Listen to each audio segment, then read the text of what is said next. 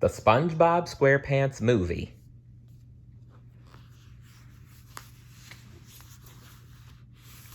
Chapter 8. Wow, we're halfway through. The Chum Bucket was suddenly the most popular restaurant in Bikini Bottom. Customers lined up around the block to get into the hot new eatery. Plankton had done a brilliant job of redecorating. The walls had been freshly painted, the floors had been redone, and the furniture was brand new. But the big draw was the delicious food. "That's right," shouted Plankton through a bullhorn. "The Chum Bucket has got Krabby Patties. Get 'em while they're hot and delicious." Just then, reporter Perch Perkins sauntered into the Chum Bucket. He walked right up to Plankton. "Excuse me, Plankton," he said. "I'm Perch Perkins, Action News. Can I get a minute of your time?" "Anything for you, Perch," Plankton answered with a phony smile on his face. "All of Bikini Bottom wants to know, how did you get the Krabby Patty?" asked Perch Perkins, shoving his microphone under Plankton's nose. Or lack thereof. "Well, Perch, before my dear friend Eugene Krabs was frozen by King Neptune," said Plankton, pausing to wipe away a phony tear. "I'm sorry. Krabs confided in me a secret wish in the event that his criminal past ever caught up with him." Plankton sighed theoretically. "He said, 'Sell the Krabby Patty in my absence at the Chum Bucket. Don't let the flame die out.'" "Wow," said Perch Perkins, touched. "And there's a Chum Bucket helmet free with every purchase," added Plankton brightly, and he handed Perch a bucket-shaped helmet with the words Chum Bucket written on it. "Thanks," said the newsman. Plankton started throwing bucket helmets to everyone in the Chum Bucket. "Bucket helmets for everyone!" he cried. "Here you go, sir." "Thanks," said a fish. Plankton gave a bucket helmet to Mrs. Puff. "Here's yours, ma'am." "Oh, why, thank you," said Mrs. Puff. "Helmets for the whole family," said Plankton as he circled a big table. He placed a bucket helmet on everyone sitting there. "Thanks," said the newly bucket helmet-headed family. With a wave to all of his new customers, Plankton ran into the kitchen. "Karen, baby," he told his computer wife, "I haven't felt this giddy since the day you agreed to be my wife." "I never agreed," replied Karen the computer. Plankton ignored her. "Evil Plan Z is working perfectly," he said instead. "Nothing can stop me now." "I hate to be the one to tell you this," said Karen, "but my sensors have indicated that SpongeBob and his pink friend are going after the crown. If they make it back, Neptune might discover some fingerprints." Karen stared at Plankton's little hand. "Tiny fingerprints," she said. "Stubby, tiny fingerprints." Plankton stared down at his hands and frowned. Then he put them into his pockets. "Evil Plan Z is way ahead of you, baby," he said. "I've already hired someone to take care of those two. His name is Dennis. He's a really big, scary dude who rides a huge motorcycle."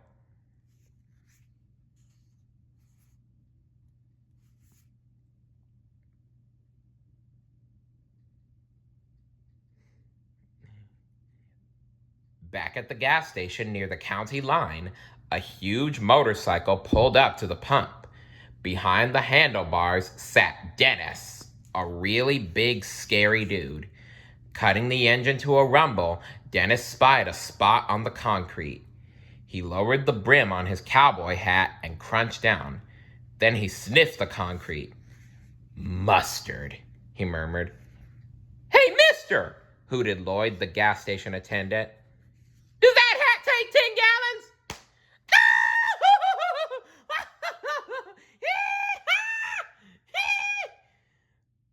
gas station guys laughed and laughed until the big scary dude knocked each of them over.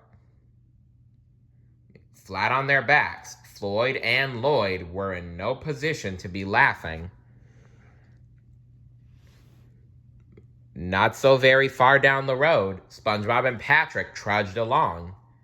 They tried to sing to keep up their spirits, but they were just too tired. All right. Oh, yeah. Wheezed SpongeBob. Are we there yet? Patrick whined. We must be close by now, said SpongeBob. Then he spotted a sign. Look, Patrick! Hey, Patrick! Look! Shell City straight ahead! They read the sign, which was partly hidden by some seaweed. It read, Shell City only 5 days. Wow! Said SpongeBob. Only 5 days away. Then the wind blew the seaweed away, and the rest of the sign was uncovered. By car! Cried SpongeBob. Patrick slapped his forehead, and SpongeBob's shoulders sagged. At this rate, we're never going to make it back in 6 days. If only, said SpongeBob. If only we still had our car. Patrick grabbed his square friend's arm. SpongeBob, look! It's our car! It's our car! It was the paddy wagon, parked next to a sunken tugboat. Music and voices seemed to be coming from inside the tugboat, called the Thug Tug. Let's hurry, Pat, SpongeBob cried, before the thug who stole our car comes back.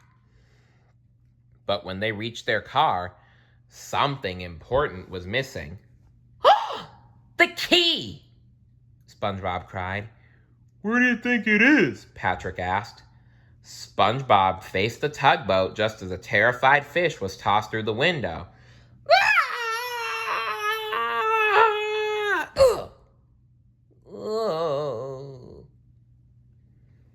This looks like a nice place, said Patrick. But SpongeBob wasn't so sure. Cautiously, the two friends crept up to the window and peered inside. Tough-looking thugs were shooting pool, throwing back drinks, and acting tough. Suddenly, SpongeBob spotted the thug who stole the paddy wagon. He was shooting pool with some other fish.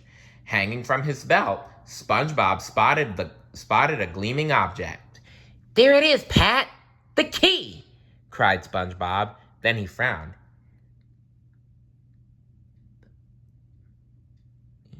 But how are we going to get it? I know, said Patrick. Walk in and ask for it. What are you looking at? SpongeBob shook his head. Patrick, that's a terrible idea. Sorry. I know, said SpongeBob, snapping his fingers. I'll go in and create a distraction, then you grab the key. Ooh, wait! Patrick cried, hopping from tentacle to tentacle. I want to do the distraction. SpongeBob shrugged. Okay, I guess it doesn't really matter who does the distraction. Remembering an old Western movie he'd seen, Patrick swaggered right up to the front door and threw it open. Then he boldly stepped inside. SpongeBob crept in behind his pink friend, trying not to be seen. Can I have everybody's attention? Yelled Patrick. The music stopped, and all heads turned toward the front door. Dozens of mean-looking eyes stared at the young starfish, waiting for him to speak again. I have to use the bathroom, announced Patrick.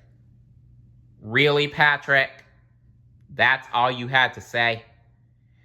One of the thugs pointed to a door next to the phone booth. It's right over there. The thug at the pool looked down. There was SpongeBob tugging on the paddy wagon key hanging from his belt. Oh, there it is, SpongeBob said, rubbing his eye. Stupid contact lenses. SpongeBob pretended to pick something off the ground. I better go wash it off, he said, and he bolted for the restroom. Patrick, he cried, pushing through the door. You call that a distraction? I had to go to the bathroom, Patrick replied sheepishly. SpongeBob looked down at his hands. They were filthy from fumbling on the floor. I got my hands dirty for nothing, he said, disgusted. SpongeBob pumped the soap dispenser. Bubbles popped out and floated around the bathroom. Patrick, check it out! Whoa! Cried Patrick. Hooray! Hooray! Bubble party! SpongeBob said, and they began to squirt more bubbles. The two giggled and danced and lathered up as bubbles filled the bathroom. Some of the bubbles started to leak out of the restroom door. Suddenly, the music in the next room stopped, and someone yelled in an angry voice. Hey! Who blew this bubble? Yelled Victor, the bartender. Not me, Victor, said a frightened thug. I didn't, cried another. I hate soap. You all know the rules, Victor yelled. The thug-tugs all nodded.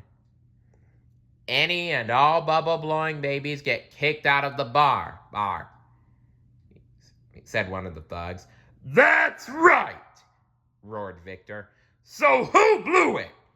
Inside the bathroom, SpongeBob and Patrick could hear all the yelling going on in the bar, and they were frantically trying to pop all the bubbles before they were caught.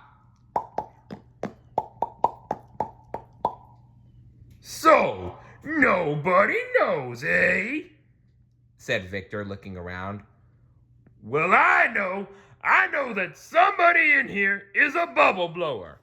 SpongeBob and Patrick left the bubbleless bathroom and tried to sneak out the back door. You, said Victor, pointing at them. We're on a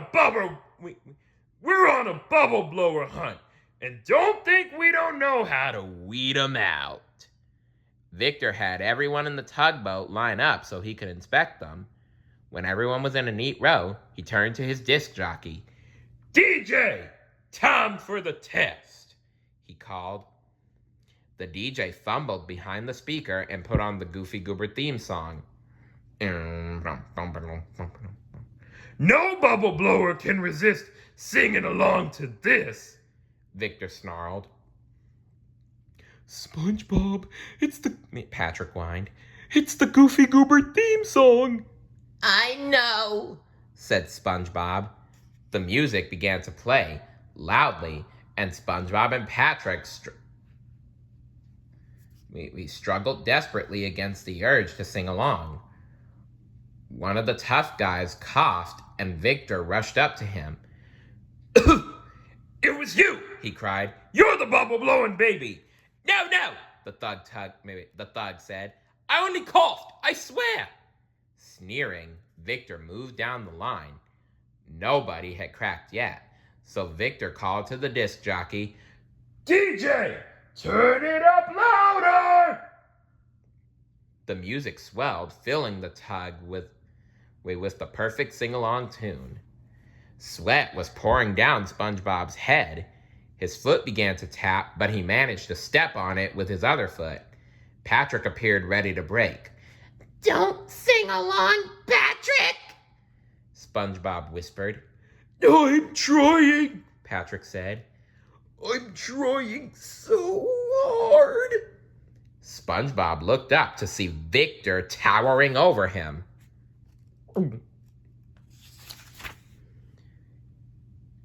Don't you know the words? Victor growled. I'm a goofy goober, yeah. You're a goofy goober, yeah. SpongeBob and Patrick resisted singing along with the tune for as long as they could. Finally, someone cracked. I'm a goofy goober, yeah! Goofy, goofy, goober, goobers, yeah! Well, said Victor. SpongeBob and Patrick breathed sighs of relief as Victor rushed up to two Siamese twin fish. Which one of you babies was it? He roared. The two fish pointed to each other. It was him! They cried. He did it! I've never even eaten that goofy goobers, yeah! Well, said Victor with a nasty grin, looks like we got ourselves a double bubble-blowing baby. The Siamese fish tried to swim away, but the thugs chased them. With everyone running around, SpongeBob and Patrick managed to escape. Man, sighed SpongeBob. Man, that was a close call, sighed SpongeBob once they were outside of the tugboat of thugs. Guess what I got? Said Patrick with a goofy smile. He pulled the paddy wagon's key out of his pocket. The key! SpongeBob cried. Oh, Pat, I could kiss you. Don't do that. They ran to the paddy wagon and started the engine. The Goofy Goober theme song blasted out of the speaker. SpongeBob turned off the sound system, pulled out the CD, and smashed it. It landed on the ground right next to two bottles of bubbles. Then the paddy wagon sped off into the night.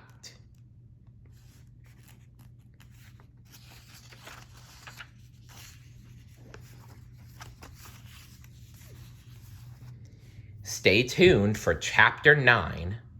See you later. Bye.